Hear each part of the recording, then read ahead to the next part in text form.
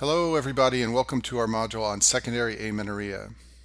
Amenorrhea refers to a lack of menstrual cycles, and we divide amenorrhea into primary and secondary forms. Primary amenorrhea is a failure to initiate menstruation at the time of puberty, and I talk about primary amenorrhea in another video. In this video we're going to talk about secondary amenorrhea, which refers to the cessation of menstrual cycles in a woman who has already begun menstruating. And the definition of secondary amenorrhea is the cessation of menses for more than 3 months in a woman who has previously had regular menstrual cycles, or a cessation of menses for more than 6 months in a woman with a history of irregular cycles. And the idea here is that occasionally a woman will miss a single menstrual cycle, and this is not called amenorrhea. To meet the definition of amenorrhea, several months have to go by with no menstrual periods. The most common cause of secondary amenorrhea is pregnancy, and so in any woman with this condition, you have to measure an HCG level and exclude pregnancy. I had a patient who was in her 50s and thought she had entered menopause when in fact she was pregnant. And if you talk to your OB attendings, they will tell you lots of stories like this. So even when the cause of secondary amenorrhea appears to be something obvious like menopause, you still have to check an HCG level and exclude pregnancy in all cases. The other causes of secondary amenorrhea are easiest to remember if we review the hypothalamic pituitary gonadal axis. So remember that your hypothalamus releases GnRH onto the pituitary, and then the pituitary releases LH and FSH. These hormones are the gonadotropins, and they travel to the ovaries, where they drive the ovaries to produce hormones like estradiol and progesterone. So this entire process has to work normally for menses to occur. If there's any breakdown, that's going to lead to amenorrhea. So you can have this process break down if there's a problem with the hypothalamus or the pituitary. We'll talk about some of these causes in a minute. You can also have this process break down if the ovaries are failing for any reason. And then sometimes this entire process is actually working normally, but there's an anatomic disorder so that the endometrial lining can't be shed normally, and we'll talk about these problems as well later in this video. And then finally, there are sort of special causes that stand on their own, things like thyroid disease and medications, and we'll also talk about these. So let's start by talking about problems at the top of this process that lead to amenorrhea, disorders related to either the hypothalamus or the pituitary. If there's any problem in this area of the process here, that's going to lead to low levels of the gonadotropins LH and FSH. And so any cause of amenorrhea related to the hypothalamus and the pituitary is called hypogonadotropic hypogonadism. It gets this name because there's underactivity of the ovaries, that's hypogonadism. And the cause of that underactivity is hypogonadotropism, which means decreased LH and FSH. So in all of these conditions, there are low levels of LH and FSH. That leads to understimulation of the ovaries and low levels of estrogen. And some of the causes of hypogonadotropic hypogonadism are shown in this slide. We'll talk about functional hypothalamic amenorrhea in a minute. We'll also talk about hyperprolactinemia, but high prolactin can suppress release of LH and FSH. Sheehan syndrome is an infarction of the pituitary gland that can occur in women postpartum. I talk about this in the obstetrics videos. And then there are tumors in the central nervous system that can compress the pituitary and lead to decreased release of LH and FSH, and so those can also cause secondary amenorrhea. And so we'll talk about this later, but part of the workup of secondary amenorrhea sometimes involves an MRI, and that's because you're looking for a tumor that could be affecting the pituitary gland. A common cause of secondary amenorrhea is functional hypothalamic amenorrhea. It gets this name because in this condition the hypothalamus releases less GnRH onto the pituitary. This causes the LH and FSH levels to become low or sometimes low normal, and then the ovaries release less hormones, so the serum estradiol level becomes low. Basically, in this condition, you have a shutdown of the whole process from the hypothalamus all the way down to the ovaries so that you're producing low levels of GnRH, lower levels of gonadotropins, and low levels of estrogens. And this whole thing comes together to cause amenorrhea. And this condition occurs when the body is under stress. It's basically a stress response of the body to shut down the hypothalamic pituitary axis and shut off menstruation during times of significant stress. So this can be seen in women who have eating disorders. It can occur with excessive exercise or weight loss. It can also occur during times of emotional stress. And so usually this is diagnosed clinically in a woman who has features like this going on in her life, who is not menstruating. After you've excluded pregnancy and other causes, often this is presumed to be the cause of her amenorrhea. Hyperprolactinemia is another cause of secondary amenorrhea. Elevated serum prolactin levels inhibit GnRH release from the hypothalamus, and that leads to low levels of LH and FSH coming from the pituitary. The low levels of the gonadotropins cause amenorrhea, and then prolactin causes galactorrhea. So this combination of amenorrhea and galactorrhea is the classic history in a woman who has hyperprolactinemia. This can be caused by a prolactinoma, which is a pituitary tumor. Many women with prolactinomas present with only galactorrhea and amenorrhea. These may be the only clinical features. If the tumor is large, it can cause a headache or visual loss, and the diagnosis is made by MRI. Another classic cause of hyperprolactinemia is antipsychotic medications that block dopamine. These will raise the prolactin level, so women on these medications sometimes stop menstruating. So as I said earlier, you can also have secondary amenorrhea if the ovaries are failing to produce hormones.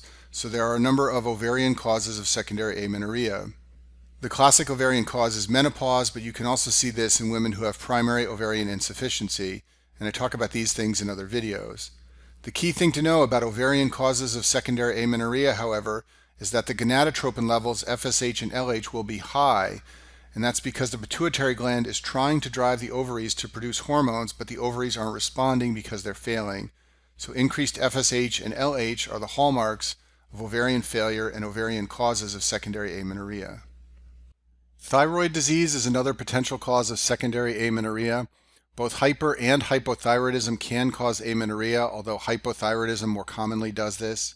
And when the level of thyroid hormone is abnormal, what usually happens is this leads to anovulation. There are multiple mechanisms by which abnormal thyroid hormone levels can lead to anovulation. And when there's no ovulation, there's no menstrual period, and that leads to amenorrhea. Okay, next let's talk about Asherman syndrome, another condition that can lead to amenorrhea. Asherman syndrome is caused by uterine adhesions, and when there are adhesions within the uterine cavity, this can lead to infertility and amenorrhea. If you look at this drawing on the screen, this is what Asherman syndrome looks like. There are adhesions within the uterine cavity, and for this reason, when the endometrial lining is shed, it can't be expelled from the uterus, so this will lead to amenorrhea. The adhesions also interfere with implantation of the embryo, and that leads to infertility. The majority of cases of Asherman syndrome, about 90%, result from a surgical procedure called uterine curettage. This is usually done as part of a DNC, which is a dilation and curettage. In this procedure, the cervix is dilated and the uterus is scraped with a tool called a curette. This is a picture of what it looks like on the screen here. This is done for women who have retained products of conception, and there are other indications. And so sometimes as a result of this procedure, scar tissue is left behind and that forms adhesions, and that leads to Asherman syndrome. In the modern era, curettage is usually done together with hysteroscopy so you can see what you're scraping. And as a result, it's a much more precise procedure, and for that reason, Asherman syndrome is very rare in modern practice. But years ago, before hysteroscopy, curettage was done blindly, and this often led to adhesions in Asherman syndrome. If you suspect a woman has Asherman syndrome, the diagnosis can be made by hysteroscopy. This allows you to visualize the adhesions within the uterine cavity, and the treatment is with surgery called lysis of adhesions. Some other causes of secondary amenorrhea are shown on this slide. So first of all, corticosteroids or Cushing syndrome often leads to amenorrhea. The idea here is that cortisol suppresses GnRH, so this will shut down the pituitary gland. There'll be low LH and FSH and low estradiol, and this will lead to amenorrhea. Women who have cirrhosis often have amenorrhea. That's because when the liver is cirrhotic, this disrupts hormone metabolism. The liver metabolizes a number of the sex hormones. So in women with cirrhosis, there are variable levels of testosterone and estradiol and even prolactin, and this can come together to cause amenorrhea.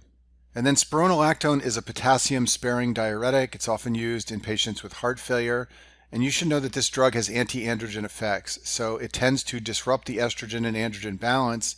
It increases estrogen effects and decreases androgen effects. It also has a steroid structure that allows it in some cases to stimulate progesterone receptors. So through these effects of disrupting the hormone balance within the body, many women who have to take spironolactone develop amenorrhea. For the next few slides, I'm going to talk about PCOS, which is polycystic ovarian syndrome. This is a common cause of amenorrhea and oligomenorrhea. You can basically think of PCOS as a syndrome of elevated androgens. It's not known exactly how this disorder occurs, but it's thought that genetics play an important role, especially when combined with particular diets and obesity. Together, this leads to a high ratio of LH to FSH, and this is the hallmark of PCOS. The ratio of LH to FSH is higher than under normal conditions. And so when this happens, LH drives androgen synthesis from the ovaries. I'll talk more about this in a minute. Now, some of those excess androgens are converted to estrogens by adipose tissue, and the estrogens suppress FSH release. That contributes to this ratio here. And when FSH levels are low, there won't be ovulation. So these women have anovulation, and that leads to amenorrhea. And it's called polycystic ovarian syndrome because it's associated with multiple ovarian cysts, like shown in this picture here. PCOS often occurs in obese women, and it's associated with obesity, although there are cases of PCOS in women who are not obese. And because the androgen levels are high, these women often develop hirsutism, which means facial hair. This is a picture of what this can look like on the screen here. The high androgen levels also cause acne, which can be a big problem in PCOS. As I said before, these women have amenorrhea or oligomenorrhea. They also have infertility, and that's because there's no follicular maturation in the ovaries and there is anovulation. On pelvic ultrasound, the classic finding is multiple follicular cysts. That's why it's called polycystic ovarian syndrome. And then just a quirk of this disorder that you have to know about is that PCOS causes insulin resistance. These women have high insulin levels and they can have high blood sugar. And the insulin resistance is more than is expected for their degree of obesity. So it's believed to come from the PCOS itself, not just the woman's body habitus. And this can in some cases lead to diabetes. These patients are at increased risk for diabetes. If you want to have a picture in your mind of how this disorder works, this is my own little schematic on the screen of how I think about PCOS. Now you should know that in reality it's a very complicated disorder that's incompletely understood, so what's shown on this slide is not precise, but this is my own way of thinking about it. So a combination of genetics and diet and obesity in these women leads to insulin resistance and hyperinsulinemia, and that raises the risk for diabetes. This also leads to a high LH to FSH ratio, and that's going to drive the theca cells in the ovaries to produce androgens. Some of those androgens are testosterone, so if you measure a serum testosterone level in PCOS, it will be high. And the androgens lead to hirsutism and acne, as we just discussed. Some of those androgens are converted by adipose tissue into estrogens, which suppresses FSH release, and that contributes to this ratio where LH is higher than FSH. And then when the FSH level becomes low, that leads to anovulation and the development of multiple follicular cysts, and that's why these women have polycystic ovaries. PCOS is usually diagnosed clinically using what's known as the Rotterdam criteria. By these criteria, to have a diagnosis of PCOS, women have to have 2 out of 3 criteria present. The first is oligomenorrhea. The second is signs of elevated androgen levels. This could be hirsutism or acne or a high testosterone level if you do a blood test. And then the third criteria is polycystic ovaries by ultrasound. This is a picture of what they look like. Some other potential findings you should be aware of. If you measure the LH and FSH level, they can be within the normal range. But remember, the ratio is key. The LH to FSH ratio is usually elevated. Usually it's more than 2 to 1 or 3 to 1. And then as I said before, the testosterone level can be elevated and the levels of estrogens in the blood can also be elevated. In the differential diagnosis for PCOS, you have to consider other causes of excess androgen production in women. Importantly, when the cause of excess androgens is something other than PCOS, usually the ovaries will not be polycystic, and that will give you a clue. A rare cause of androgen production that can mimic PCOS is the non-classic form of congenital adrenal hyperplasia. In the classic form, this presents in infancy, babies have volume loss and they present in shock. But in patients with the non-classic form, they can present later in life, and the clinical features in women can include those of excess androgen production like hirsutism, and this can mimic PCOS. So in a patient with PCOS, if you want to exclude congenital adrenal hyperplasia, you measure the level of 17-hydroxyprogesterone.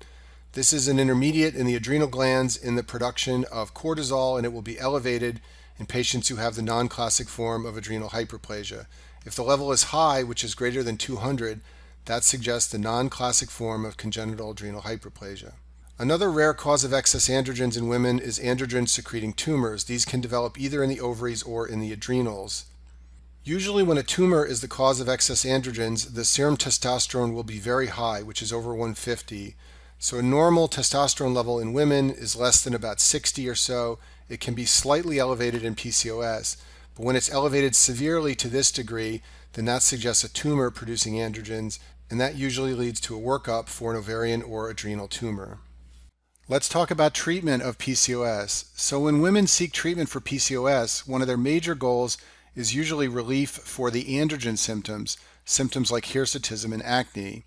So some of the ways you can lower the androgen levels are shown on this slide. First of all, weight loss is very effective for lowering androgen levels, and as I said before, many women with PCOS are obese, and if they can lose weight, the androgen symptoms often improve.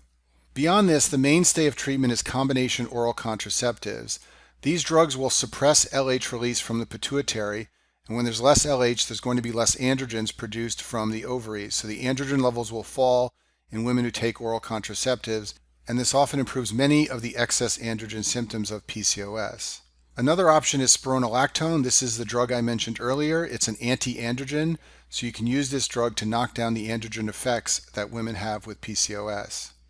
And then in terms of insulin resistance, metformin and the thiazolidinediones, which are the glitazone drugs, these have been shown to improve insulin resistance in women with PCOS. They're indicated only if the patient develops diabetes, however. They haven't been shown to prevent the onset of diabetes, so they're not given to women with PCOS who have not yet become diabetic. Besides the high androgen levels, the other reason women seek treatment in PCOS is for infertility, so let's talk about that now. It's high yield to know that the first-line intervention for infertility in PCOS is weight loss. Remember that in PCOS, estrogen levels are high, and it's those high estrogen levels that inhibit FSH release coming from the pituitary. And in the setting of low FSH, there's going to be anovulation and amenorrhea, and that leads to infertility. But lots of this estrogen comes from adipose tissue, so if women lose weight, they will reduce their estrogen levels. That will restore FSH release, and then ovulation sometimes comes back and women are able to get pregnant. So once again, it's high yield to know that the first-line therapy for infertility in PCOS is weight loss. Beyond this, there are drugs that can be used to induce ovulation. Letrozole is one that's commonly used. Clomiphene used to be used, but not so much anymore. But these are second-line therapies after attempting weight loss. Some other features of PCOS to know about are shown in this slide. As I mentioned earlier, these women are at increased risk for diabetes. About 10% of women with PCOS will develop diabetes by the time they reach 40 years old. There's a skin lesion that's common in PCOS called acanthosis nigricans. In this condition, plaques of darkened skin develop, classically in folded areas like the armpits as shown in this picture here. This is an example of acanthosis nigricans here. It can also occur at the base of the neck and in other areas of the skin where there are folds. And acanthosis nigricans is associated with insulin resistance due to any cause, so it's common in women who have diabetes, but also women who have PCOS. And then besides its association with insulin resistance, acanthosis nigricans is also associated with gastric cancer. And then lastly, you should be aware that women with PCOS have a high risk of endometrial cancer. They have unopposed estrogen release. As we've already talked about, they have high levels of estrogen, and because they aren't ovulating, they're not making progesterone. So this estrogen drives the endometrium to grow, so these women have a high risk of endometrial hyperplasia, potentially leading to endometrial carcinoma. A special test that is sometimes used in evaluating amenorrhea in general or PCOS specifically is called the progestin challenge. It's also called the progestin withdrawal test. This is an older test for the workup of amenorrhea. It has many false positives, so it isn't used much anymore, but it does sometimes come up on your board exams, and you should understand how it works.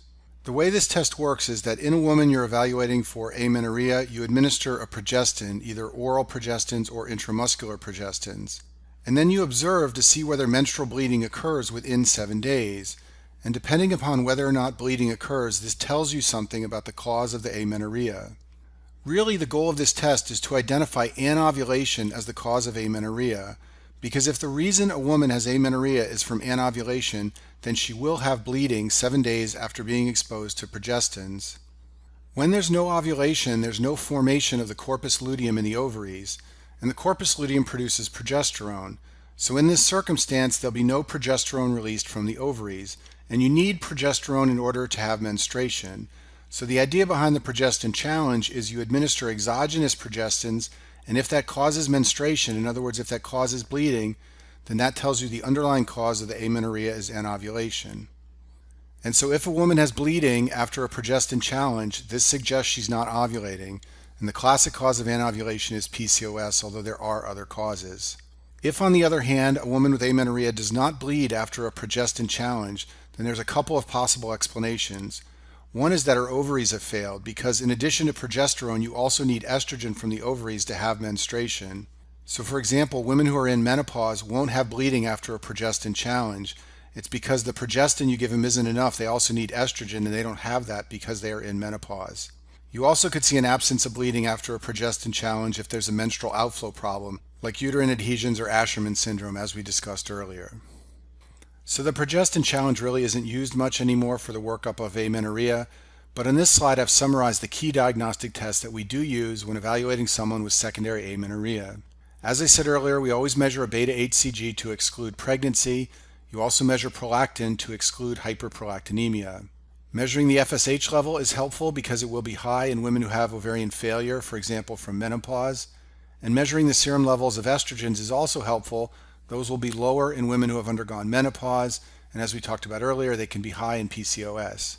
A TSH is usually measured to exclude thyroid disease, and then as I talked about earlier, a brain MRI is indicated if there's elevated prolactin, and you want to assess the woman for a prolactinoma. I'll finish with this slide from the White Coat Companion, which summarizes the workup of secondary amenorrhea. So the workup begins with the blood test we talked about on the last slide. If the prolactin level is elevated, this is often an indication for a pituitary MRI because the woman may have a prolactinoma. As we talked about earlier, there can also be high prolactin levels in women taking antipsychotic medications. If the TSH level is high, the woman has hypothyroidism, and if the FSH level is high, this is what's seen when the ovaries are failing. This could be from menopause or any cause of primary ovarian insufficiency. If, on the other hand, the FSH level is low, then you want to look at the estrogen levels. If those are also low, then the woman may have hypogonadotropic hypogonadism. We talked earlier about the causes of this condition, but it's associated with low FSH and also low estrogens coming from the ovary. If, on the other hand, the estrogen levels are increased or normal, then you want to look for signs of virilization because the woman may have PCOS. Remember that in PCOS, the FSH level can be low or still within the normal range. The estrogens also can be normal or elevated. And then finally, if all of this testing is normal, you want to think about anatomic problems like Asherman syndrome. In that condition, all the hormone levels can be normal because the problem is purely anatomic and related to adhesions in the uterus. And that concludes our module on secondary amenorrhea.